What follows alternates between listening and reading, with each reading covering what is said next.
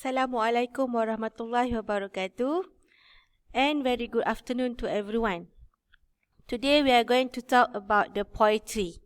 Okay, before we go further and discuss about our poem entitled Said I Am, first I'm going to introduce to you on the elements of a poem. Okay. So next, or the first elements of the poem. Okay, what is a poem itself?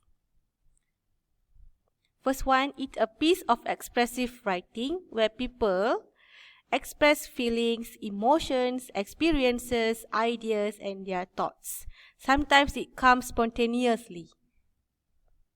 There are lines with rhyme and also a rhythm. Okay, A, B, A, B, A, A, B, B, A, C, C, and many more. Next, a poem is written in a lyrical form. It could be descriptive, narrative, and abstract, or just nonsense. Okay, as for descriptive, okay, is something like the poem that we are going to discuss after this. Okay, the Said I Am. It describes things. A narrative, it narrates a story or an experience of people. Okay. The second part is the structure of a poem. Okay, just now we talked about rhythm and also rhyme. What are rhythm? What are rhyme? What are the literal and also a figurative meaning? Okay, let's check. Rhythm is the music and tempo made by the lines of the poem. This rhythm is created by the syllables in the lines. The best method of understanding this is to read the poem aloud in an expressive manner and to tap along with the rhythm. Pay attention to the sounds and the rhythmic music made when the lines are spoken aloud. Okay, as you can read from the Said I Am, if you read it, okay, with a very good intonation, then you can find the rhythm. Okay. Next, rhyme. Rhyme is created through the use of similar sounding words at the end of the lines. Just now I said A, B, B. Okay, in bahasa Melayu, kalau kita buat pantun, mestilah ada irama. Kan? Buah cempedak di luar pagar, ambil galah, tolong jolokkan. Saya budak baru belajar, kalau salah tolong tunjukkan. That is what we call as a rhyme. In English literature also, they do have rhyme like this. Okay, because it expanded worldwide. Okay, literature in 15th, 16th or 17th century, it became a very popular masterpiece and literature. As people could listen, read, and watch the reciter to read the poem. Because there's no technology on that time, so literature is a part of entertainment. Okay, next. Literal and figurative meaning. Now, a poem can be interpreted at two levels. Okay, the first one is literal meaning. This is the basic, the original meaning of the poem. Atau dalam bahasa Melayu ialah maksudnya yang tersurat. Apa maksud yang tersurat? It is all written in the text. Whatever written in the text, okay, the poem itself, this is what we call as a literal meaning. Something that we just read without feelings. Next is figurative meaning. This is deeper, a little bit deeper, imaginative, and also have abstract meaning of the poem. Some things that the poet would like to ponder you to think about it. Okay, to think on the very secret message he hiding in the poem. Okay, he want you to dig it out. Okay, on the secret message. That is what we call as a figurative meaning. Next, setting. How many settings do we have? Setting bermaksud latar. Okay, if you learn for the upper secondary, you will learn about 4 types of latar. Latar tempat, latar masa, latar peristiwa, latar masyarakat. But for the lower secondary, okay, you are going to focus only 2 types of settings. Okay, the first one is place setting. Okay, Maybe the poem take place in a house, in a bedroom, in the garden, and many more. And the second one is time setting. It is at any specific time. Maybe the poem would like to talk something happened at noon, in the midnight, or in a particular weather. For example, during summer. Okay. Next, a setting. Okay. Most of the time, the setting is general. Could be anywhere, could be anytime. It depends to the poet. Okay. And the last one about setting, it also can be specific or general, depend on what the poem is about. Okay, it is about emotions.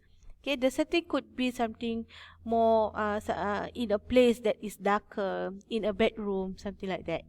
Okay, next.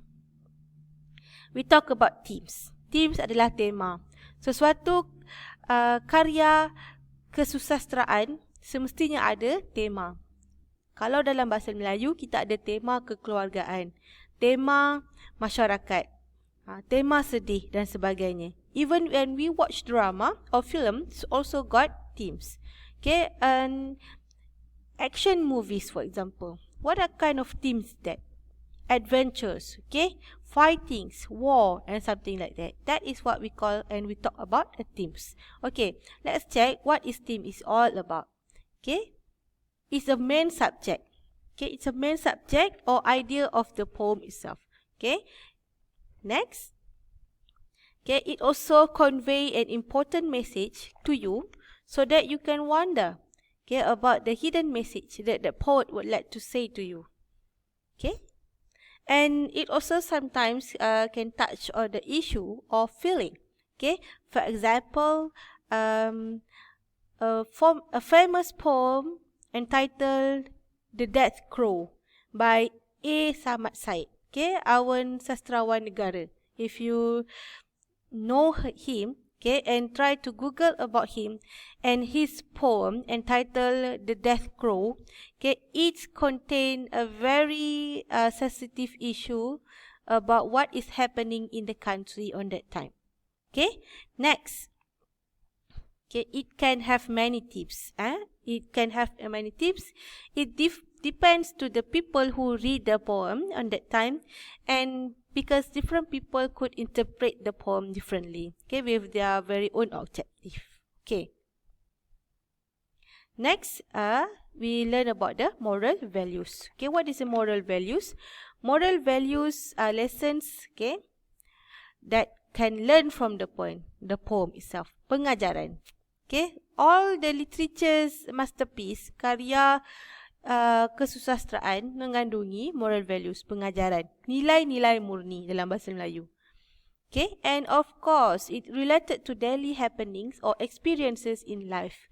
Okay, to give you pengajaran, there must be something that happening or your daily routine that happens in your life every day.